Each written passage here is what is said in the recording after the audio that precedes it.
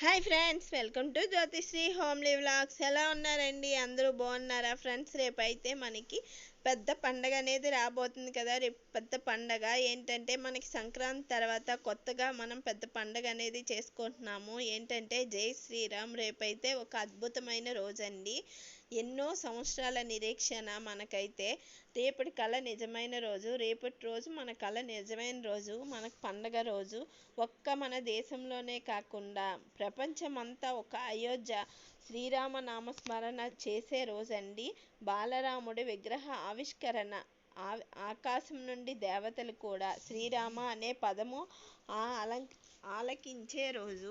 ఆ రోజు మనము సంక్రాంతి రోజు ఇంటి ముందు ముగ్గులు వేసుకొని ఎలాగ పండగ చేసుకుంటామో రేపు జనవరి 22న మళ్ళీ మనం ముందు రోజే ఇల్లంతా శుభ్రం చేసుకొని పెద్ద పండక్కి మనం ఎలా చేసుకుంటామో అలాగే చేసుకోవాలండి.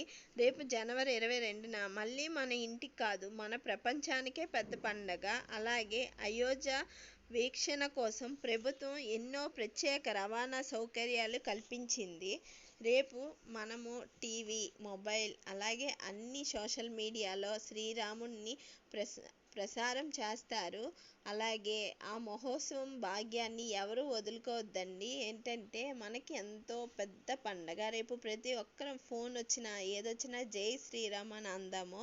దీనికోసం అయితే మన ప్రభుత్వం చాలా వరకు సెలవులు ప్రకటించింది.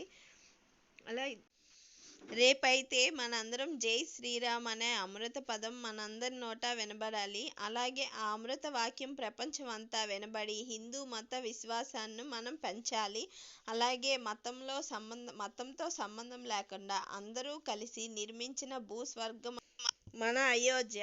ఏంటంటే రేపైతే మనము స్వయంగా అక్కడికి వెళ్ళలేకపోయినా టెలివిజన్లో ప్రసారాలు జరుగుతాయి. ఆనాటి రామదాస్ పలికిన శ్రీరామ జయరామ జానకిరామ అనే పదము మనకు అమృతాన్ని తలపిస్తాయి. అలాగే రేపు అయోధ్యలో ఎంతోమంది మహర్షులు మంత్రాలు, యాగాలు, ఎన్నో పూజలతో మనందరికీ ఆవిష్కరణ జరగబోతుంది. ఆల్రెడీ చాలామంది ఇప్పటికే అందరూ అక్కడికి అయోధ్యకి అయితే చాలామంది చేరుకున్నారండి. చేరుకొని రేపైతే మన బాలరాముడి ప్రతిష్ట కోసం ఎంతోమంది వేచి ఎదురు చూస్తున్నారండి. రేపైతే మనం వెళ్ళలేకపోయినా టీవీలో ఫోన్లో పెట్టుకొని మనమైతే అక్కడ జరిగిన ప్రతిష్టని మనము చాలా సంతోషంగా ఇంటిల్లిపాది చూసుకుందామండి. ఏంటంటే రేపు మన పిల్లలకైతే జై శ్రీరామ్ అనే అనిపించండి. ఇంకా ఏవైనా మనము జై శ్రీరామ్ అని ఒక 108 సార్లు మీ బుక్లోని కానీ దేన్నైనా రాసుకుంటే చాలా మంచిది. ఏంటంటే రేపు చాలా కన్నుల విందుగా జరగబోతుంది. ఇదివరకే ఈ బాలరాముడి ప్రతిష్ట అలాగే ఎన్ని దీపాలు పెట్టాలి అనే వీడియో కూడా నేను చేశానండి. ఆ వీడియో కూడా ఉంటుంది, చూడండి. ఏంటంటే మనకు తెలిసింది 10 మందికి షేర్ చేయాలనే దీంతో నేనైతే వీడియోస్ అనేది పెడుతున్నాను. మీరు ఆ వీడియో కూడా చూడండి. రేపైతే మనం అందరం అలాగే చేసుకుందాం. ఏంటంటే మా ఇంటికి వచ్చిన వాళ్ళు అలా అక్షింతలు ఇచ్చి నాకు ఎలాగ చెప్పారో నేను వీడియో రూపంలో మీ అందరికీ షేర్ చేశానండి. అది మీకు నచ్చితే లైక్ చేసి సబ్స్క్రైబ్ చేసుకోండి. అలాగే ఈ వీడియో మీకు యూస్ఫుల్ అనిపిస్తే షేర్ కూడా చేయండి.